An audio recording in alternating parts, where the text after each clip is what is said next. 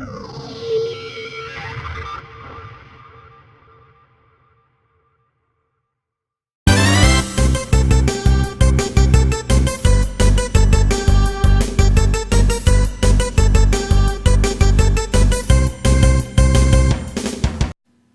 and welcome to an all-new episode of the Curiosity Shop. I am heading to the forum with my good pal Paul here, and had a pretty good haul on this particular adventure.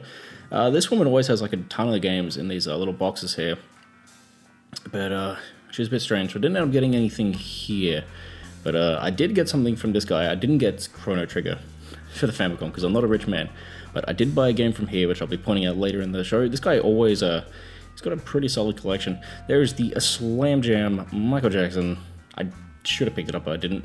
Virtual Boy, not really for me. I'm seeing them more and more here, actually, in Halifax than I ever did back home. They're quite common here. This was interesting. Usually I see Final Fantasy VIII for around like $30, $35. This one had a cracked case, so I debated whether or not I should get it. Did I get it? You'll find out at the end. But this dude also has like a good selection of games. I've bought a number of games off this guy in the past. This guy was new to the forum. He had a bunch of toys. There was a Technodrome. He was a little Megatron figurine, which I've never seen before, but obviously it's an import. I don't know if it's from China or Japan, but whatever, it was cool. I don't know why, but somebody had a giant Hardy. If you're into Laurel and Hardy, that's good. And then after we left there, we went to the Value Village. We only went on to two places this trip. What am I talking about? Talking about Gay Pulp.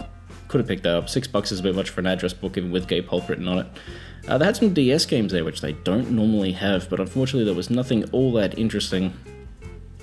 Same in the glass cabinet, nothing overly interesting there.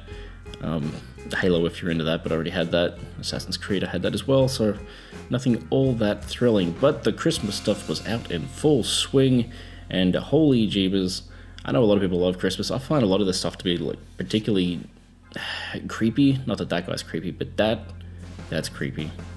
That's so creepy. Not so creepy are these Day of the Dead toy figures, which I'm not sure why these were out. Maybe it was for Halloween. Anyway, we went look for the games they'd moved, and they had moved all of them over to this little section here. Quite a good selection. I did grab some things. I don't know why I had to get video of that Journey to the Moon book, but anyway, I did end up picking up both of these, and this was my grand total haul. So the Burnout and Rainbow Six, those are both from the forum, and the board and the Wii Fit were from Value Village, and all of these PlayStation games, except for Transformers and Killzone, were from the forum as well.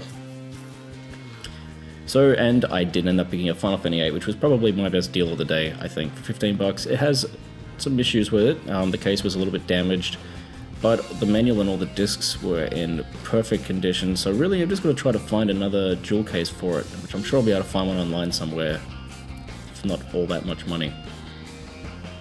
But I never really played through Final Fantasy VIII. Watched my friend play through it a little bit, but I'm a big fan of its soundtrack, ironically. For some reason I can't seem to close it. There we go. But yeah, definitely a little bit damaged, but for $15, I'm not going to complain. Horses I kind of got as a joke. It was $3. I hope Jess gets lots of good playtime out of it. She's not going to touch it. This game was interesting. I'd never heard of it before. It turns out it's a Sony PS2 exclusive. It was made by Sony themselves. It's like a brawler, but you fight with a stick instead of the face buttons. Really weird, but kind of interesting. Transformers I'd known about for a long time. I'm a Transformers fan, obviously. This game is actually made in Australia and has some Australian bands on the soundtrack, which is kind of neat. So I picked that up for $5 for the same guy as I picked up Final Fantasy. And then Killzone, which was, I think I paid $3 for. And it's in mint condition. I've never played Killzone, but for $3, I wasn't going to say no. Would you say no? Then we have Burnout, which I got from the guy that had Chrono Trigger. He had it as $10, he marked it down for $8 for me, which was nice. I used to play this game a lot during high school, it's a blast. And then lastly, Rainbow Six 3, which, well, it's not really lastly, but don't really know anything about it, but I'm trying to get a full GameCube set, so it was only $2. I wasn't going to say no to that day either. Wii Fit I picked up for Jess. That was $2 and the board was $2. I think altogether the whole lot was only $3 or $4. But that was it for this trip. So thanks for watching this first episode. It's always a little bit short. I probably should have filmed things for a little bit longer, but I hope you'll join me again next time, whenever that is, for another adventure through the Curiosity Shop, and hopefully I'll be able to find even more interesting things to look at. So until then, catch you later and have a good one.